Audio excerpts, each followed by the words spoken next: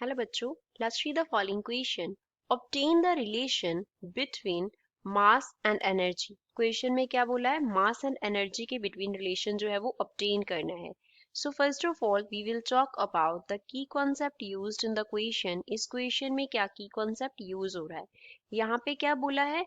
हमें बोला है relation between mass and energy हमें फाइंड आउट करना है. Between mass and energy. तो मास एंड एनर्जी का जो इक्विवेलेंस है वो हम कैसे फाइंड आउट करते हैं? वो क्या होता है? जब जो बॉडी है, सपोज हमारे पास कोई बॉडी है, ये मूव कर रहा है वेलोसिटी के साथ. Body moves with velocity that is that is comparable to speed of light.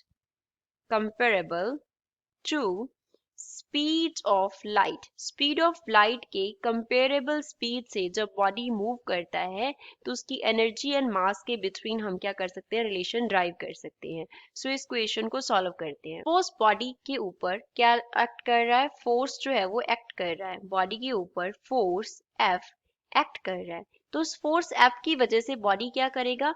Move करेगा. तो बॉडी जो मूव कर रहा है, बॉडी का जो वेलोसिटी है उसको हम स्पीड ऑफ लाइट के कंपेरेबल ले रहे हैं, तो वेलोसिटी v को हम c के इक्वल कंसिडर कर लेते हैं. v वेलोसिटी है, c जो है वो डिनोट कर रहा है स्पीड ऑफ लाइट को. तो ऑब्जेक्ट का जो स्पीड है वो स्पीड ऑफ लाइट के क्या है? कंपेरेबल है. तो जो वर्क डन करेगा फोर्स वो कितना होगा? Work done, suppose work done को हमने W से डिनोट किया, तो वो किसके इक्वल होगा? That will be equals to energy. क्योंकि बॉडी के ऊपर जो वर्क डन होगा वो एनर्जी की फॉर्म में क्या हो जाएगा? स्टोर हो जाएगा. तो एनर्जी E के इक्वल होगा. तो वर्क डन जो है, एनर्जी जो है, उसका फॉर्मूला क्या होता है हमारे पास? Force into perpendicular distance. Force into perpendicular distance होता है.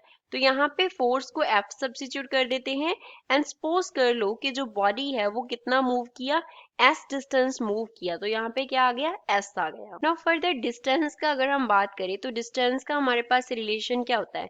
That is equals to velocity. कितनी वेलोसिटी से बॉडी जो है वो मूव की, मल्टीप्लाई बाय टाइम बॉडी ने कितना लिया. तो यहाँ से S को हम क्या लिख सकते हैं? वेलोसिटी जो है उसको c लिया है, टाइम को t लिख लिया. तो जो एनर्जी है E हमारे पास वो किसके इक्वल आ गया? F इंटू सी इंटू टी के इक्वल आ गया. फर्दर फोर्स की अगर हम बात करें तो फोर्स F किसके इक्वल होता है? Product of mass and acceleration होता है.